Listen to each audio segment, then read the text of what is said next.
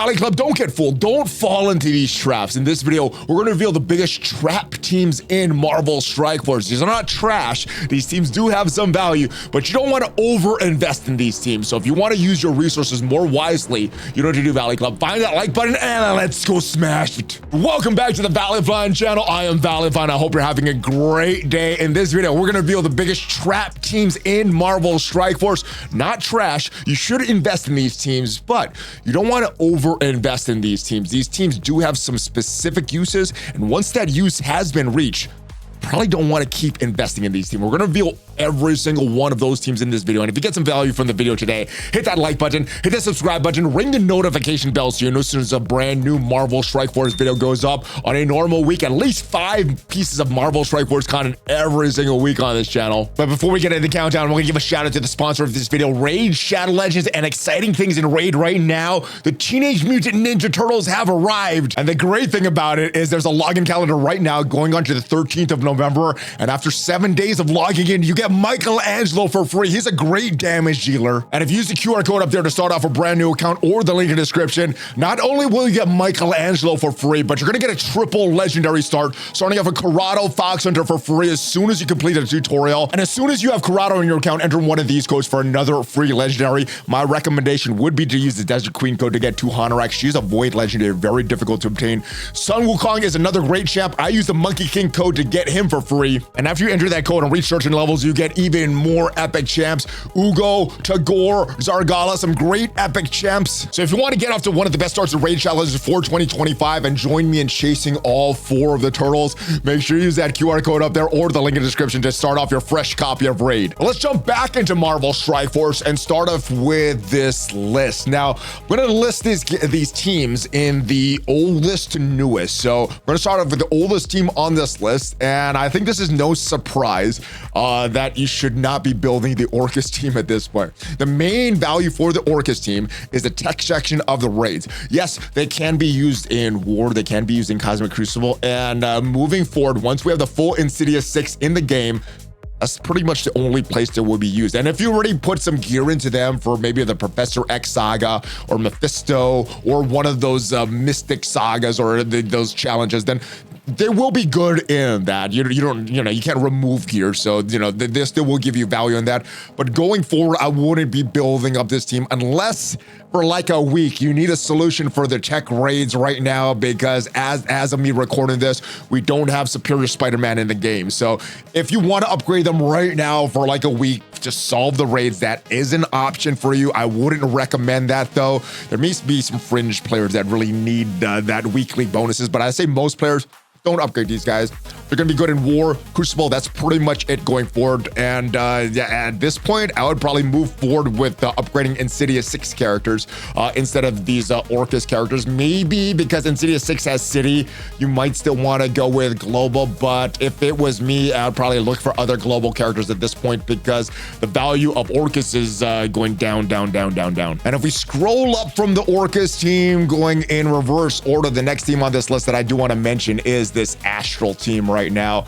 They are a good team, and they do have some value in War, especially if you have the Awaken abilities for all of these characters. Makes them stronger in War. They did give away the Emma Frost, Ancient One, and Doctor Strange Awaken abilities, I think, for free. Did Moondragon have one? I guess she did have one no, she did. She does. Okay. So they gave away all of these for free. I think there's still some from Shadow King that's not given away for free, but the Awaken abilities makes them very good in War, which is where pretty much are going to be used once we get a new version of Battle World. The devs did say that they're targeting September for the new version of Battle World 2.0, and the boss in that is not going to be Null. It's going to be Void/Sentry. Now, this Astral team was made for the Null boss, so when we get Void/Sentry, their mechanics are not going to be as effective. They may be a backup team because they do still have some callouts to Battle World, but they're not going to be your main option for Void/Sentry, which is why this could be a trap team. A lot of people are building this team for Battle World, and if you're building this team for Battle World, I probably would wait. Now, there is some standalone value for each of these characters. Shadow King has some good standalone value.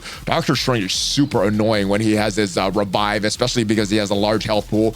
Ancient One, Emma Frost are some great characters on this team, have some value outside of this team as well. And Moondragon had a good rework, so they may still have, they're going to have value in war, and they may still have value as standalone characters in hybrid teams. And for that, you may want to still invest in them. But as a full Astral team, again, the two main places that are going to stand out is war and Astral. The Astral is going away, so if you want to keep investing them as a team for war, it would that's pretty much where you're going to get the benefit. Or if you want to invest in them as single characters for hybrid teams, that would be good as well. But as far as the full Astral team, I think once we get that new version of Battle World, the value significantly drops. So at this point, I would not recommend investing too much in your full Astral team. Maybe Emma Frost as a standalone character for Dark Dimension, Professor X sagas, but the rest of these characters, and maybe Shadow King as well, the rest of these characters, hold off investing. All right, I'm moving up in recency from the Astral team, moving on to the Absolute A-Force team. And I don't think this is a big surprise for anybody. The Absolute A-Force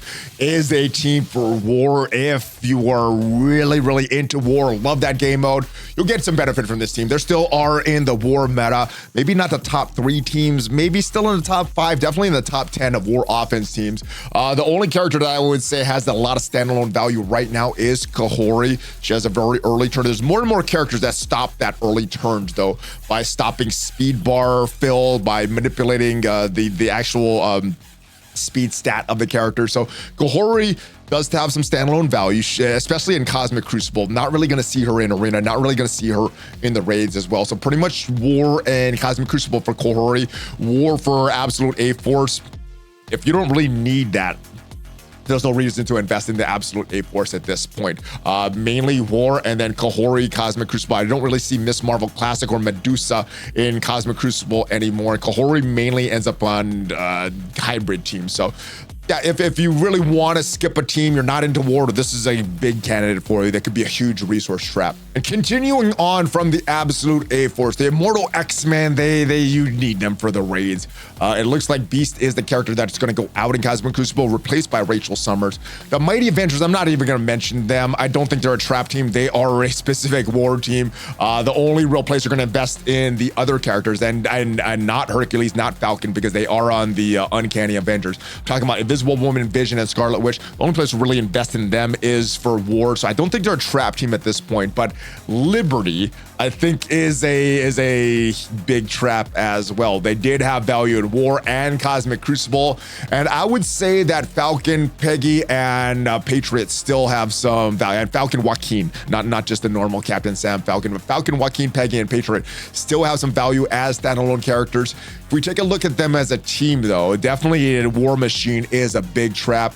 As far as where you're going to use these characters, Cosmic Crucible defense, they are kind of annoying, but pretty much War and Cosmic Crucible, if those two PvP modes don't really appeal to you, there's really no reason to invest in these characters. Now, these 3 characters, Peggy, Patriot, and Falcon Joaquin, they are pretty good in the Professor X saga. That global section, we don't have a lot of global options there, so they're going to be good in that section.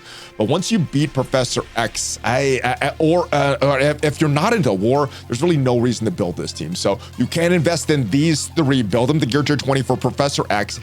Outside, and if you're watching this feature and we have better options for global heroes, then you don't really need to invest in these characters. As of me recording this, I think they are the best options for the global heroes, unfortunately. But yeah, then along with Emma and Jean and maybe a few other characters. But yeah, and unless you're into war and you're done with Professor X, you don't really have a reason to build the Liberty up. All right, moving on from Liberty, the team after that was the Starjammers, and this is kind of a minor trap team here. Lalandra is needed for the Professor X saga. Havoc has a lot of standalone value, especially with other mutants. And the Starjammers, I would not say they're a total trap. I think if you invest in them, you know what you're investing in. Kind of like the Liberty. They're for war. The Starjammers are for Cosmic Crucible. I'm not going to mention them as a specific team because Havoc standalone value, and you need Lalandra if you don't have Professor X. Once you have Professor X, though, if you're not really into Cosmic Crucible, this could be a potential trap. You don't really need to invest in this team after that if you're not really into Cosmic Crucible. Vigilantes are great, but Thunderbolts are the next trap team that I want to mention. You need them for the raids. They're a bio raid team.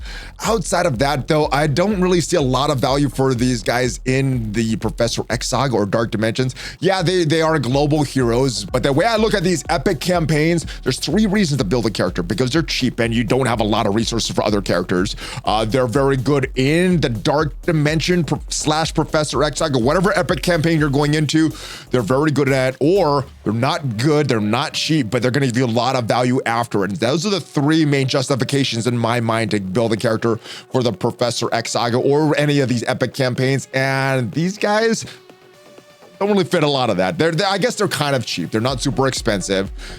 They're gonna be okay in the Professor X Saga. They're gonna be okay in the rest of the epic campaigns, and their value in the raids, these new Annihilation raids, kind of really screws up my valuation of the raids. So I don't think you really need to invest in them. After you're able to like sim whatever raid lane you and your alliance are doing, I think their value significantly drops. They're okay in war defense. They hold some rooms in Cosmic Crucible. They're very easily beaten in Cosmic Crucible, but yeah, this is definitely the trap team. So once you can solve whatever raid you and your alliance are doing, or I guess at this point, because we don't have an Omega version of the Annihilation raids, once you can solve whatever raid lane you want to do for bio, there's no reason to invest in them. If you're cool dropping down a few levels and not having as big Thunderbolts, or maybe just using some random bio characters, you can do that. Maybe that changes when we get Omega version, if we get a Omega version, but yeah, as of right now, Thunderbolts don't have significant value outside the raids to me. All right, next team after the Thunderbolts is the Accursed team, and I think it's very specific what they're used for. I would not say these guys are even great in outside of Cosmic Crucible. They're good in Cosmic Crucible. They got a little better since Azazel came on their team, but pretty much just a Cosmic Crucible team. They're good in Cosmic Crucible. That outside of Azazel, really no value in the raids. I don't see them as very strong in wars. So they're a very specific team. If you're in Cosmic Crucible, you can invest in them. If you're not in Cosmic Crucible, you could totally skip this, like, except for Azazel, because you need him for the raids. But yeah, not a very versatile team. I'm not even sure if they're very good in the epic campaigns as well. You can bring them. I think Calvarine will be good. I haven't heard firsthand of other players using them. So Accursed is a trap team. Do not over invest in them, Valley Club. All right, I'm moving into the future from the Accursed. The Fantastic Four MCU, they're an arena team, which means they're going to be valuable everywhere you could use them. So build these guys. Maybe not the Thing, but Franklin, Human Torch, Invisible Woman MCU, and Mr. Fantastic MCU, build them. The Hellfire Club, they're good in the raids. They are good when they separate out into their other teams, especially Azazel and Rachel Summers going off into Cosmic Crucible teams. I also think Emma Frost has the last stand-alone value. The Hellfire Club is a good team. Invest in them, but the Infestation is a big question mark for me. They got a new member in Scorpion, so they're gonna have some updated characters. They have some updated stats. Big Time Spider-Man was a beast before the rework. Now with post-Airy stats, he is back in the meta. Big Time Spider-Man might have some value outside of Cosmic Crucible. I know previously in his initial release, he did sneak into the arena meta. He did sneak into a lot of Cosmic Crucible hybrid teams.